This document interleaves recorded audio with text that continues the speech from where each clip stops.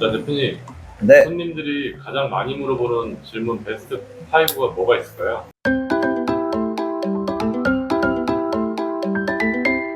손님들이 많이 물어보는 질문. 첫 번째, 이 집 가격 조율돼요? 이거 진짜 많이 물어보고. 그리고 두 번째는 요새 전세 위험하다는데 전세 괜찮아요? 세 번째, 이 집 사려면 얼마 있어야 돼요? 이런 것도 많이 물어봐. 그리고 네 번째는 지금 집 사도 돼요? 집값 떨어지는 거 아니에요? 그리고 다섯 번째는 직접 거주하면서 투자가치 좋은 매물이 있을까요? 이렇게 물어보는데요. 첫 번째부터 답변해 드릴게요. 네. 이 집 가격 조율되나요? 이런 식으로 많이들 물어보시는데 당연히 됩니다. 되죠. 거래하는 물건들이 뭐 정찰가라는 개념은 당연히 없으니까. 그러니까 이건 케바케인 거예요. 케바케인데 만약에 매도인이 이미 가격 조율을 최대한 낮춰서 최저가로 올려놓은 금액이면 당연히 힘들겠지. 근데 최저가로 돼 있다고 한들 계약 나오는 상황에서 나 지금 당장 계약금 걸 거다, 이 집 살 거다라고 했던 상황에서는 깎아보는 게 맞는데, 근데 너무 무리하게 깎는다거나 그렇게 됐을 때는 계약이 불발될 수도 있으니까 조심해야 돼. 찔러보기를 한다고 하면은 잘못하면 매도인도 감정이 상하거나 이런 것 때문에 계약이 불발날 수도 있어. 적당한 합의가 필요하겠네요. 그리고 찔러보기 금지. 진정성 있게 이 집을 진짜 계약할 상황에서는 금액 조율을 해야 되는 게 당연하다고 생각해. 그리고 두 번째, 아까 얘기한 전세. 위험하다는데 요새 전세 괜찮냐? 이렇게들 많이들 물어보는데, 당연히 전세는 큰 돈을 맡기는 행위이기 때문에 위험성은 당연히 따른다고 봅니다. 근데 꼭 확인해야 될 것들이 있어요.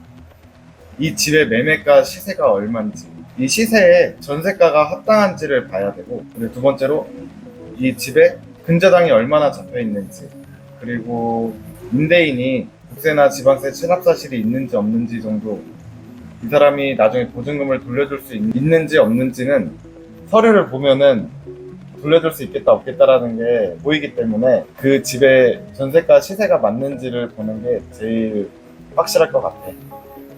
보증보험도 있지만 전세권 설정도 괜찮은 거죠? 그치, 금액만 맞다면 보증보험을 드는 것도 괜찮은 좋은 방법이고, 그리고 만약에 보증보험이 되지 않는 집에 대해서는 우리가 전세권을 설정해서 그 집에 권한을 이렇게 설정해 놓는 것도 좋은 방법이 될 수 있지. 그리고 세 번째, 이 집 사려면 얼마 있어야 돼요? 라고 물어보는데, 뭐 프리랜서냐, 사대보험이 되냐, 아니면 뭐 사업자인지, 우리가 보는 입주금은 생애 최초 같은 경우에는 80%에서 70%로 줄었고, 그럼 그 집 가격에 대해서 대략적으로 70% 잡았을 때, 예를 들어 이 집 내가 지금 70% 대출이 나오는 사람이다 라고 했을 때 나머지 30%의 금액이 있는지부터 계산을 하는 게 맞겠지.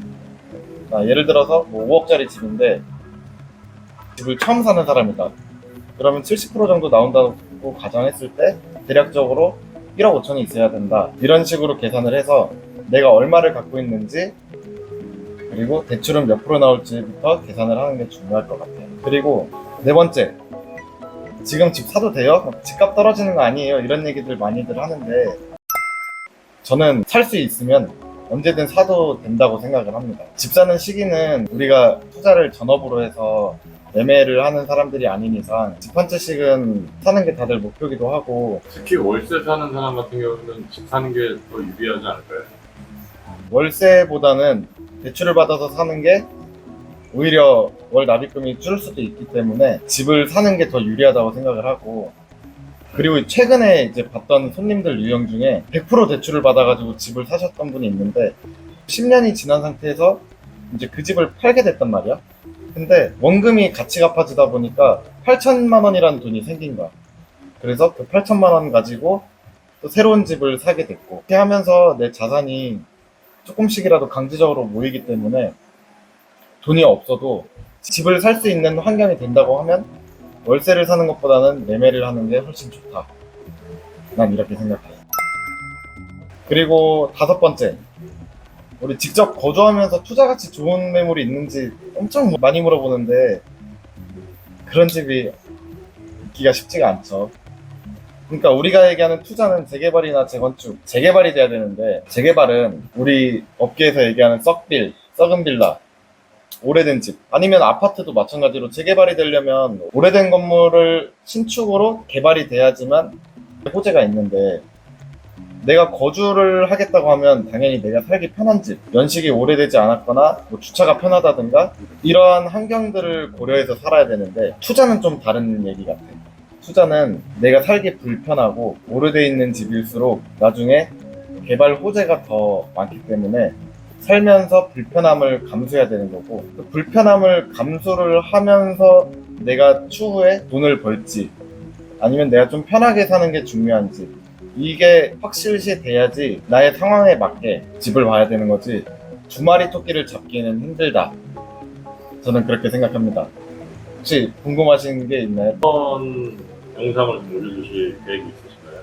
그런 건 생각 안 해봤는데 갑자기 찍으셨잖아요. 일단은 오늘은 이렇게 5가지 손님들이 많이 물어보는 유형으로 말씀을 드려봤는데 여러분들이 궁금하신 게 있다면 댓글로 남겨주시면 제가 아는 선에서 최대한 정리해서 답변 드리겠습니다. 고맙습니다. 수고하셨습니다. 감사합니다.